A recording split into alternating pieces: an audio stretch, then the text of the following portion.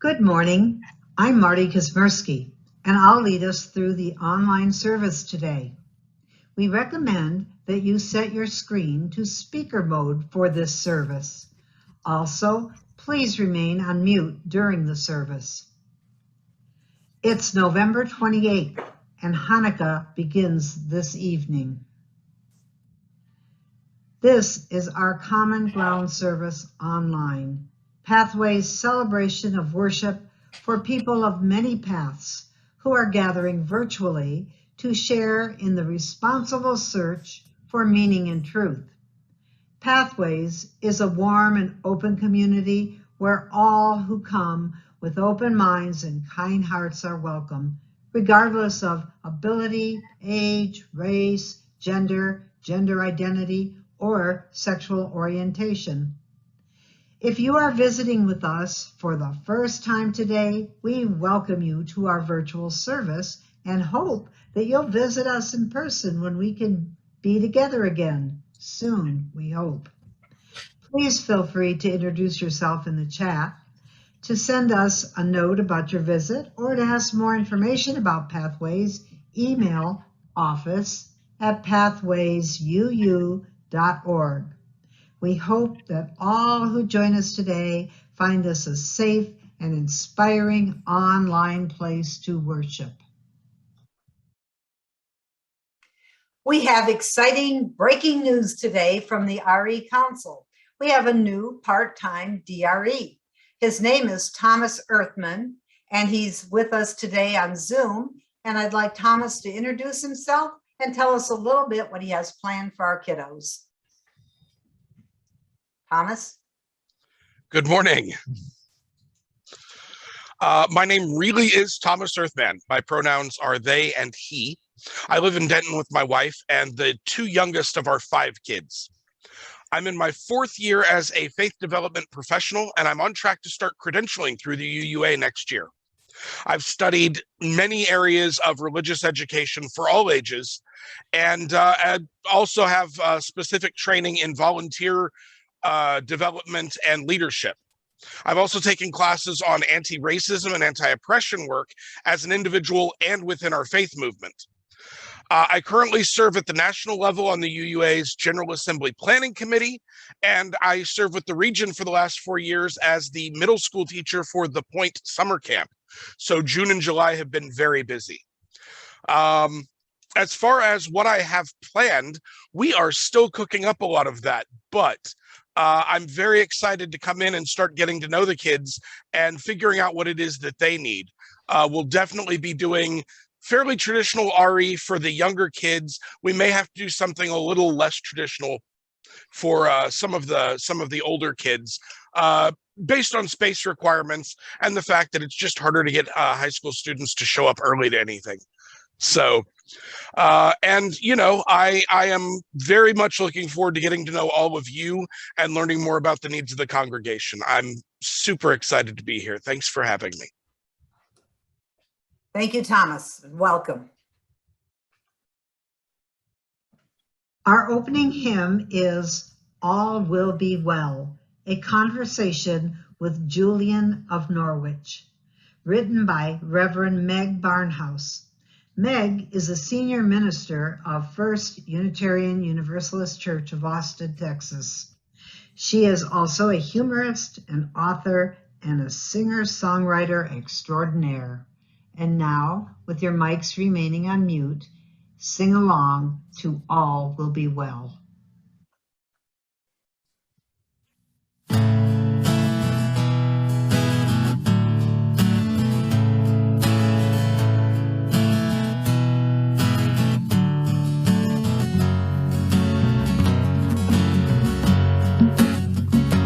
I said, Julian, you are holy, you are holding my hand, and Julian, you are holy, you are holding my hand. She said, all will be well, all will be well, all manner of things will be well. I said, Julian, do you not know about sorrow. And Julian, do you not know? Do you not know about pain? And I said, Julian, do you not know? Do you not know about hunger? And Julian, do you not know? Do you not know about shame? But she said, all will be well, all will be well, all manner of things will be well. I said, Julian, do you not know? Do you not know about loneliness? And Julian, do you not know? Do you not know about disease? And I said, Julian, do you not know? Do you not know about cruelty? I said, Julian, it's too much. It brought me to my knees. But she said, all will be well, all will be well, all manner of things will be well. And she said, no one does not know about sorrow. And no one does not know about pain. She said, no one does not know about hunger. No one does not know about shame. And she said, all will be well, all will be well, all manner of things will be well. And she said, no one does not know about loneliness. And no one does not know about disease. And she said, no one does not know about cruelty. She said, I know, it's too much. It brought me to my knees, where I heard, all will be well, all will be well, all manner of things will be well. I said, Julian, you are holy, you are holding my hand. And Julian, you are holy, you are holding my hand. She said, all will be well, all will be well, all manner of things will be well. And she said, baby girl, do you not know about tenderness? She said, baby girl, do you not know about friends? And she said, baby girl, do you not know about the spirit? She said, baby girl, do you not know it's only love that never ends? And so all will be well, all will be well, all manner of things will be well. And so all will be well, all will be well, all manner of things will be well.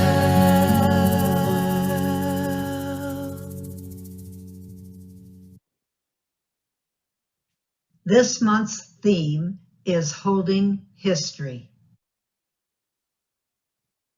Today's virtual chalice lighting words were written by Robin Slaw, a master's level DRE at the UU Congregation of Columbia, Maryland. We hold history when we light our chalice. We allow the memory of loved ones to guide us, to comfort us in times of trouble, to bring us joy in remembering. We stand on the shoulders of those who came before us.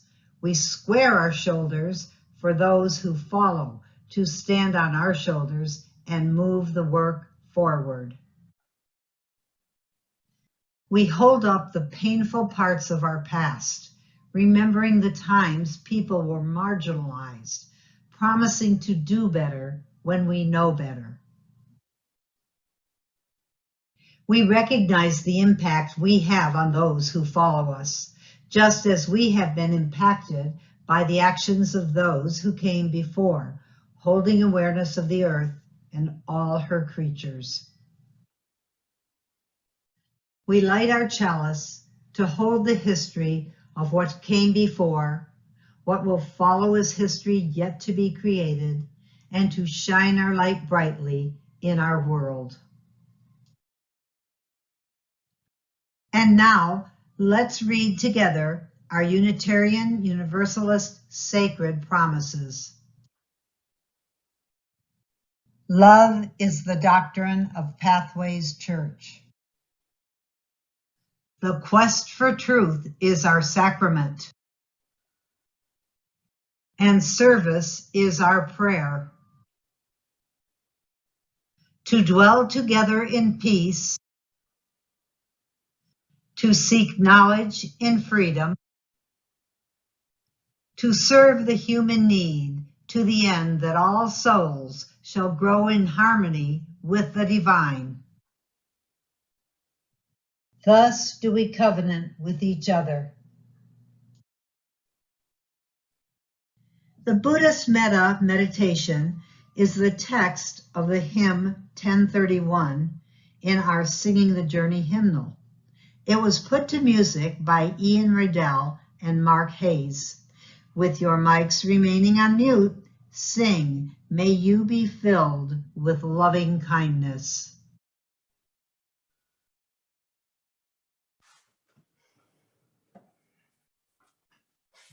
May I be filled with loving kindness.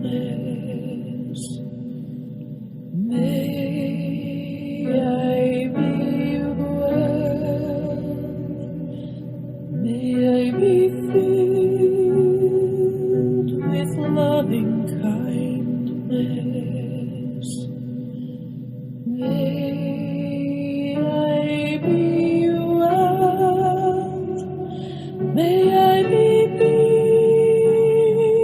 peaceful and at ease. May I be whole. May you be filled with loving kindness. May you be well. May you be filled with loving kindness. May you be well. May you be peaceful and at ease. May you be whole. May we be filled with loving kindness. May we be well. May we be filled with loving kindness. May we be well. May we be peaceful and at ease. May we be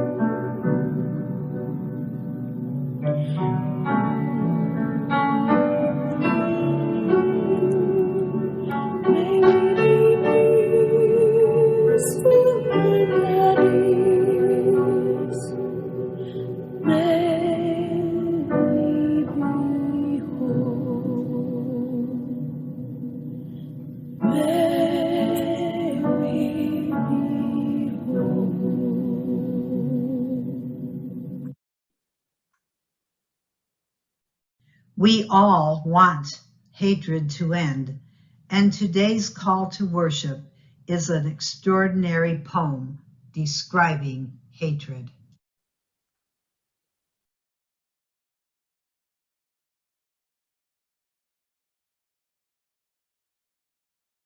This audio resource is taken from our book, Facing History and Ourselves, The Jews of Poland. Wisława Szymborska, a Polish poet who won the Nobel Prize for Literature in 1996, describes hatred in a poem. See how efficient it still is, how it keeps itself in shape, our centuries' hatred, how easily it vaults the tallest obstacles, how rapidly it pounces, tracks us down. It is not like other feelings, at once both older and younger. It gives birth itself to the reasons that give it life. When it sleeps, it's never eternal rest, and sleeplessness won't sap its strength, it feeds it. One religion or another, whatever gets it ready, in position, one fatherland or another, whatever helps it get a running start, just also works well at the outset until hate gets its own momentum going. Hatred. Hatred. Its face twisted in a grimace of erotic ecstasy. Oh, these other feelings, listless weaklings. Since when does brotherhood draw crowds? Has compassion ever finished first? Does doubt ever really rouse the rabble? Only hatred has just what it takes. Gifted, diligent, hard-working. Need we mention all the songs it has composed? All the pages it has added to our history books? All the human carpets it has spread over countless city squares and football fields? Let's face it, it knows how to make beauty. The splendid fire glow in midnight skies, magnificent bursting bombs in rosy dawns. You can't deny the inspiring pathos of ruins, and a certain bawdy humor to be found in the sturdy column jutting from their midst. Hatred is a master of contrast, between explosions and dead quiet, red blood and white snow. Above all, it never tires of its leitmotif, the impeccable executioner towering over its soiled victim. It's always ready for new challenges. If it has to wait a while, it will. They say it's blind. Blind? It has a sniper's keen sight and gazes unflinchingly at the future as only it can.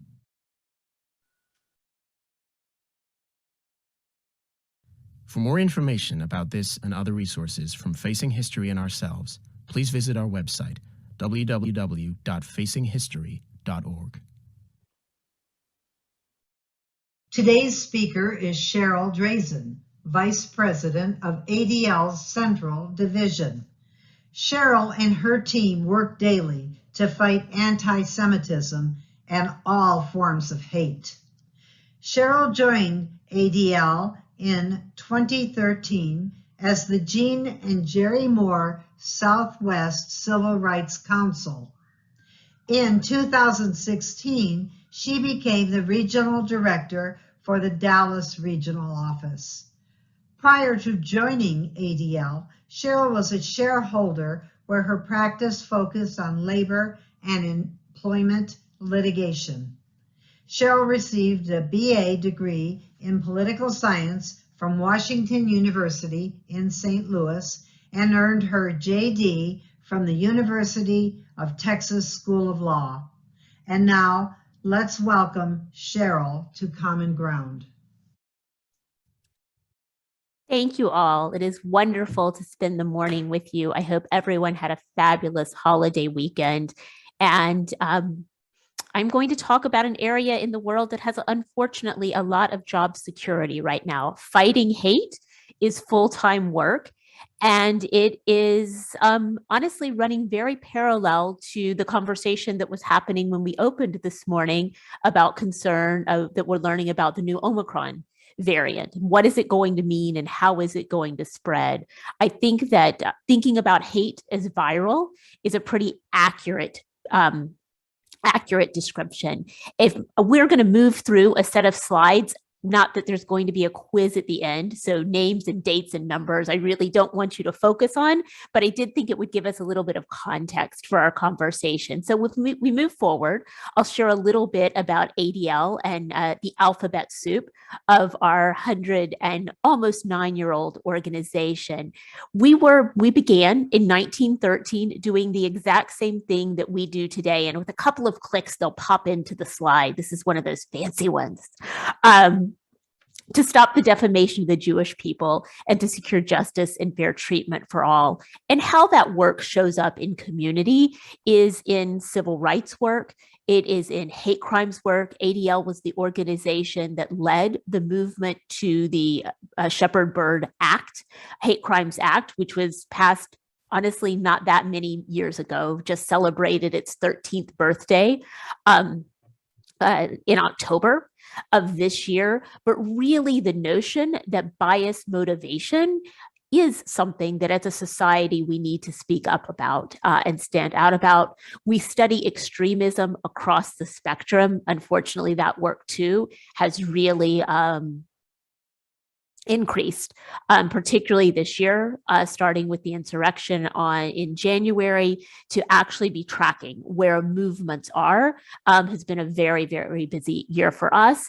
And then quite honestly, the part of the work that I love the most are education efforts. The notion that if hate can be taught, then clearly it must be able to be untaught, and that we could have a future generation that does not believe in the same ideals and knows how to work in a way that can absolutely benefit the system. If we can flip to the next slide, I am just going to offer a definition of anti-Semitism today, because it's going to be the example that I use continuously throughout our conversation. And while there are many, many definitions of anti-Semitism, probably what you most hear about in the news is the IRA definition, and that one is just fine. I think for our conversation today, I wanted to boil it down really simply to a form of prejudice or discrimination directed towards Jews as individuals and a group, because the examples that I'm going to talk about in our own community will fall into that umbrella. Let's move ahead and talk a little bit about hate, which we've already had some beautiful liturgy this morning on. And I really want us to consider hate candidly as a 4-letter word. And I mean every piece of 4-letter word with that. I define it as a noun in the next slide. And I want to make it clear, this is not like how you might feel about a certain green vegetable or maybe a particular family member who you just were hoping you weren't seated anywhere near on Thursday. That's dislike. This is truly, this is a higher level than that. And it's usually based on someone's identity. And it results in far worse things than having to either hide the broccoli or Brussels sprout under the dinner roll so that no one can tell you didn't touch it. It results in bias that can lead to discrimination, that leads to hate incidents. We already talked a little bit about hate crimes and organized hate groups. They feed off of the notion that this dislike can really be lit like a match and the fire that can come with it. And so again, for today, I would like to form hate around that. And hate impacts all of us. Well, I told you I'm going to give examples about anti-Semitism. These are just a few pictures that I pulled from recent months. After George Floyd, the racial injustice conversations that reemerged in our country that needed to be happening, so many anti-Asian hate incidents happening really in parallel with the surge of the coronavirus in ways that the Asian American community had not seen hate since internment camps, honestly, in this country. In the bottom left, you see the Tree of Life Synagogue, where lives were taken during a worship service 4 years ago. And then that famous Walmart sign that is in El Paso, where an extremist from literally our own backyard, Allen, Texas, got into a car and drove to El Paso For those of us not Texans, people learned quickly that that's a really long drive. In most other worlds, you would pass multiple states, but no, it was 12 hours because he had been radicalized to believe online that that immigrants were bad for this country and going to cause him personal harm. And we all know the outcome of that tragic, tragic morning. If we move ahead, more visuals, again, really thinking about the consequences of hate. As far as a spike, or when people say, when did this start? Anti-Semitism is supposedly the oldest hate around. So we could start back thousands of years, but I figured that we probably wanted to get to lunch at some point, and that I would pick our trigger point really for what we're looking at right now, as the Unite the Right rally in Charlottesville in August 4 years ago. Everyone who had watched the trial saw that we had some resolution to that actual event this week, but then the constant uptick from the tiki torches and screaming Jews will not replace us, the loss of life during that time, to again Tree of Life, which were the most Jewish lives lost on American soil ever, and the vandalism that we are seeing in around these images mostly are from the state of Texas, but completely really screaming in words and in actions about anti-Semitism. If we move ahead, I have a couple of more. Again, just recently, a couple of years ago during Hanukkah, which starts this evening, there was an anti-Semitic attack every night in New York in Hanukkah of 2019. Stabbed at a rabbi's home, in a kosher supermarket, all kinds of places. The Hitler was right is a sign we continue to keep seeing. And we're seeing this kind of a tragedy in other religious institutions. I don't want to paint it all as anti-Semitism, whether it was in Poway in San Diego, or in New Zealand, in Christchurch. We have seen people entering houses of worship where people are gathered completely to worship, and being attacked. And I think that again is something that most of us did not expect to see in our lifetimes necessarily. The next slide, again, highlighting a mosque that's been vandalized, a push to make America white again, using the swastika, again, a pullback very much of connecting white supremacy. The Kung Flu, which is an Asian restaurant in San Antonio, that was earlier this spring. That was the owner had spoken out about concern after the mask mandate, after Governor Abbott ended the mask mandate, saying he was concerned about his staff. And absolutely, the entire property destroyed, Kung Flu, and a whole lot of sentiment that the Asian community had brought this virus to us and on us. And the fist, that 100% white, 100% proud, was a poster at a shopping center all over Houston in September of this month. People came out to their cars and found them. It's called flyering. Not that so many people hand out flyers anymore, but we're seeing a ton of it with hate groups around the state right now. Leaflets and flyers placed in mailboxes, on front doors, and on cars all around. And so if we move ahead to the next picture, it's going to take us optically through the changing face of hate. And I really want everyone to imagine, whether it is a newspaper or a television news program, social media, wherever you select to get your news from, what you're seeing in images. And in 1915, so just a few years after ADL was founded, that image is Leo Frank. That's the front of the Atlanta Journal-Constitution. And Leo Frank, who had been a Jewish businessman, moved from New York to Atlanta to manage a pencil factory. And of course, in 1915, no one had direct deposit. If you were going to get a paycheck, it was a piece of paper signed by someone. And Mary Fagan, a young girl working in the pencil factory, was found dead holding her paycheck, which had been signed by Leo Frank.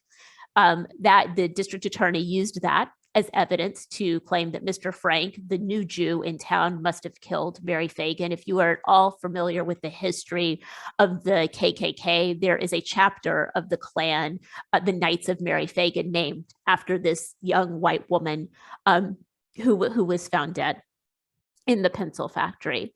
Well, the trial happened, and to say that it was a tyranny of justice would be an understatement. And the governor of Georgia knew that the guilty verdict for Mr. Frank was probably not right, and the jury had sentenced him to death. So he did the only thing that he had the power to do at the time in Georgia. The only clemency he could offer was to convert a death sentence to life imprisonment. And he sent him to the farthest jail out he could find, which was in the outskirts of Marietta. For those of you who know Atlanta geography right now, to think of Marietta as being the outskirts of Atlanta is kind of funny because people consider Marietta to be very in the city. But at the time, that was the case. And people were furious that the governor had done this. And so they created a vigilante committee. I would suggest if you're ever asked to join a vigilante committee, turning it down. Rarely do vigilante committees do anything particularly worthwhile, but this was real leadership. This was the head of the school board, the president of the Chamber of Commerce, the sheriff. These were people who the community really respected. And they went out to Marietta. And again, well before anyone had a cell phone to snap a picture, they had a photographer with them. They pulled Leo Frank from his cell and they hung him while screaming, "Kill the Jew, kill the Jew, kill the Jew." Now, remember, this was a time of lynchings happening all over. So I don't want to make this seem any worse than any of the other horrific lynchings that were happening at the time, and done again completely by leadership. But the image that's captured again is of the victim. And so I think that's the important piece to think. When the story was reported, it's with the victim's face. Within just 15, maybe 20 years, the face changes of hate. And it is the iconic images are the leaders. Everyone recognizes the second image. That's Adolf Hitler leading the Third Reich. And those are the images, uniforms, pomp and circumstance that we relate to. Not so far after that, we saw a surge in this country, quite honestly, of hiding behind hate. Absolutely, everyone knows what the Klan does and what they stand for. It's hate with a capital H, but it was very intentional that you did not know the identity of who was there. And at that time, getting into the Klan was rather difficult. You had to be invited. You had to, almost like in a fraternity system, you had to pass muster to be welcomed. Today, while the Klan is definitely not as active as it was in the last century, you can apply online. You can be connected if you are in Mesquite and you want to talk to someone in Burleson. Clearly, that can happen with the ease of a chat room or a text. It doesn't require being invited to a particular venue or event somewhere.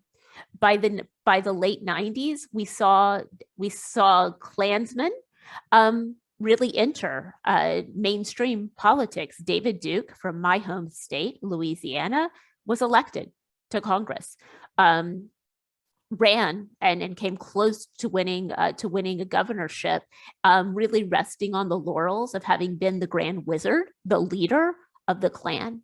And most often, again, back to Charlottesville and the Unite the Right, Richard Spencer, a homegrown right here in Dallas, incredibly well-educated, incredibly articulate, coming with an academic persona of spewing hate. This is not about revving people up and just getting them excited. This is arguably speaking with authority, with scientific proof to encourage people that your beliefs are accurate. I want to go through the next slide. And again, this is one of the fillable ones. So I'm going to ask you to push the first button, really just to take us through optically of how does hate escalate. And I think the pyramid is a really good visual for this because biased attitudes are what forms that base, the really thick part. So that's stereotyping and its fear of difference. It's seeking like-minded people. We often talk about hanging out in an echo chamber on social media for sure, where we just keep telling ourselves and our friends we're 100% right. You go, and making sure to tell other people, talking about other people, that they are 100% wrong, probably not in conversation with them. But come up another level to the green. And these are acts of violence, acts of bias. So this is more than just a thought in your head. It's doing something. It's non-inclusive language and insensitive remarks, microaggressions, belittling, bullying, slurs, dehumanization. It's taking the ideas that are part of the bottom of that base and acting on them. It's not criminal. It's something that probably, speaking for myself, I know happens, and I know that I have participated in it before. Hopefully, oftentimes unknowingly, but for sure, something that comes out of a mouth or that you repeat because you heard someone else say. This would, fall into, what sometimes people refer to as jokes or humor, but acts of bias coming off the biased attitudes. That leads to the yellow level, which is systemic discrimination. And here we have laws about this, about inequitable school resources, housing discrimination, employment discrimination, voter restrictions and repression. But again, when decision makers have biased attitudes, act on that bias, what happens is the creation of systems that include discrimination. Taking it up a level to orange, this is bias motivated violence, taking me back to those hate crimes that I opened with. This is where something is done criminally based on a bias motivation. And so that can be from desecration of a grave to murder and to terrorism. And finally, to the very tip of the pyramid, something we do not see very often, but is genocide, which is the intention to deliberately and systematically annihilate an entire group of people. Now, I don't want anyone to leave our conversation today and say, oh, somebody told an off-color joke, genocide's happening tomorrow. Not at all how the system works. But I can promise you that when we study the genocides of history, and seeing that this month is about historical reflection, there is not a genocide that existed that didn't have these lower levels and this progression. And so as a society, we have the decision about where we want the interruption to happen. And ADL and I am firmly committed that the more interruption we can do at the bottom of the pyramid and the biased attitudes and acts of bias, the less opportunity we have to go up and get anywhere close to genocide. Now, there are national and international conversations that are super important going on right now about systemic discrimination and the roles we all have to play there. I'm not suggesting anybody should step away from those and say, oh no, we're going to focus on something else. And clearly bias motivated violence, like I just shared, particularly with the Hate Crimes Act, Georgia having been the most recent state to pass. Hopefully, there are 46 states now in the District of Columbia with a hate crimes law. The 4 that are not, I am hopeful that in Arkansas and in Wyoming, we are actually seeing some traction coming out of Georgia. South Carolina and Indiana, honestly, are not making a whole lot of progress. So if you're ever on Jeopardy and need to know the states without current state hate crimes laws, that would be where we're looking. I want to take us through a little bit of data. Again, no dates on any of this, but anti-Semitic incidents in 2020 by state. The good news about 2020, when we were all at home for the pandemic, is that we did not have incidents in every state. In 2019, for the first time since ADL started tracking in 1979, we had an anti-Semitic incident in every single state. Now, the colors indicate the states with the highest numbers. Highest numbers are in orange, and you can see that while everything should be bigger in Texas, it's an area where I wish we had not won. But not particularly surprising in states with larger populations, and particularly larger Jewish populations. We weren't particularly surprised by any of these numbers. If you go to the next slide, you'll see the national trend line. And you can see in 2017, that surge in numbers, and we've stayed pretty consistent in 17, 18, 19, and 20. And just because people sometimes ask on what defines an anti-Semitic incident, it's the occurrence. So Tree of Life, where 9 lives were lost, is 1 incident. That's not 9 incidents. So again, just so you're comparing apples to oranges, this would not at all compute, where a synagogue would be desecrated, that would be 1 incident, but it could have been the religious school building and the sanctuary kind of piece. If we go to the next slide, it breaks it down, I think, into actually some more useful data. And you see the areas that we measure in: harassment, which is the lighter blue color, vandalism, the teal, and then assault, which is the red. And what you're really looking on a trend line for is, while you would like no incidents, we know that that anti-Semitism and any sort of hate crime is an escalating crime. So you're looking for that ratio really between harassment, vandalism, and assault. And while you can see that 2020 had less assault and less vandalism than it did harassment, that's a good trend. If we're looking at trend lines, that's not what we saw locally. And if you hit the next slide, you'll see some local incidents of anti-Semitism. This is all happening literally in our backyard. The newspaper stands were on the Katy Trail, so really in mainstream Dallas. You can see the Dallas skyline against the swastika paint that was on the top of a basically empty parking garage in Dallas that was not being used at all, created so large that an airplane would be able to see it flying over. And when you look at it, the artwork is so intricate. I mean, this took hours for someone to do. This isn't a spray can. You can see the truck at Jewish Family Services, where they collect food and necessities for the needy, and then Zoom bombing, which again was a big piece of 2020, coming into services like today's, into congregational services and making anti-Semitic remarks that way. If you flip to the next slide, I break it down though for you. Oh, there it is again. And the next slide will break it down for you in what we're seeing.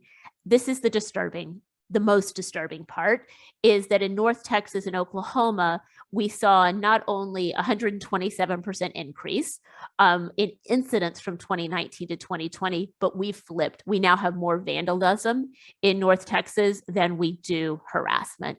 And that is an incredibly, incredibly disturbing trend. The 11 to 25, honestly, I often tell my team, I credit them because I think they're so much more active in the community. I think we have such incredible partners that we're getting more reports. And that's probably really a good thing. It's not, while the 127% number is a little jarring, it is not what keeps me up at night. It is that switch, though, that the vandalism is so much more than the harassment. And then current events are also real. During the conflict in the Middle East this past spring, you'll see the blue line, which was our 2020 numbers day by day from May 1st to May 31st of incidents, followed this year by the orange numbers. So you can see the surge that we saw in anti-Semitic activity during the conflict between Israel and Gaza. There's always a correlation when there are tensions in the Middle East with what we experience, the Jewish community experiences in this country. But this was literally in some ways off the charts. And even when you take out in harassment, we can pull out those remarks that are truly about the conflict. We still surges in anti-Semitic in vandalism, particularly.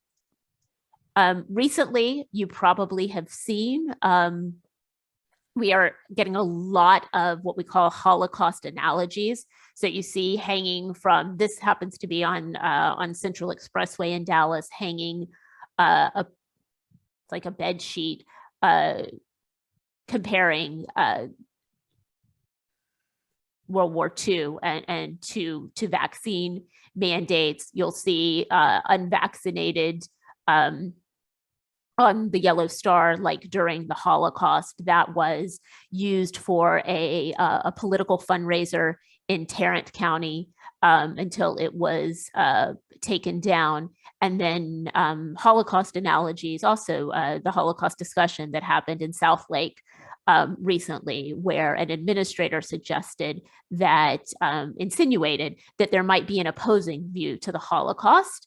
And candidly, that there are not opposing views to the Holocaust. We call that Holocaust denialism, and that is anti-Semitic. That is ignoring a piece of history that happened. And while the current education laws are confusing for educators and really challenging to implement, there are some really frightening things, and clearly South Lake made the news, but they're not alone in this. That we are seeing all over the country, and for sure all over the state of Texas, with pieces of history that you and I would probably assume to be absolutely historical and needing to be kept in our classrooms, being removed as, well, someone doesn't believe this happened. It's now a divisive concept, and we can't teach that here. And just the notion of what will happen if we wait to educate people until they're 18 to introduce them to these ideas, particularly if we're taking reading material away from them, both out of the classroom and out of the library. And I have used up my time, but I want to share with you my contact information, because in all honesty, I really love having this be a conversation, not a monologue. And I would love to answer questions or be in conversation. I also included Stacy Cushing, who is my deputy director in the office, who is fabulous. And either one of us would love to be in conversation with you. And thank you for getting this information and for all that you are doing for our community. Wishing you a wonderful, wonderful afternoon, and thank you for having me.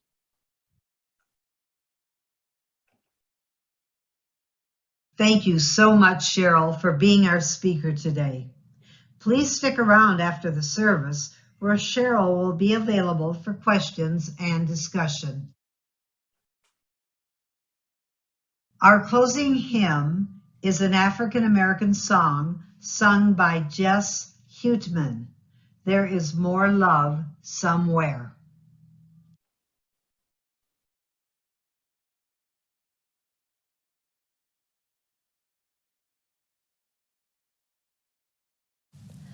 There is more love somewhere. There is more love somewhere. I'm gonna keep on till I find it. There is more love somewhere. There is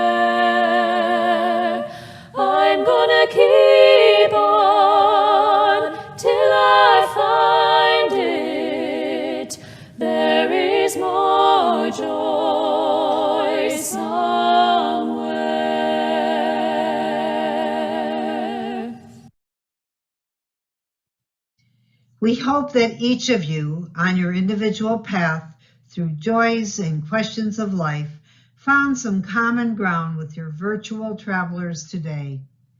Every Sunday is new and different at Pathways. We hope you will join us for Common Ground Weekly. Today's virtual chalice extinguishing words were written by retired UU minister Robin F. Gray. The flame is extinguished, but not our hope for the future, our courage in the face of crisis, or the love we share in all the world. Our benediction was written by Martin Luther King Jr. Darkness cannot drive out darkness. Only light can do that.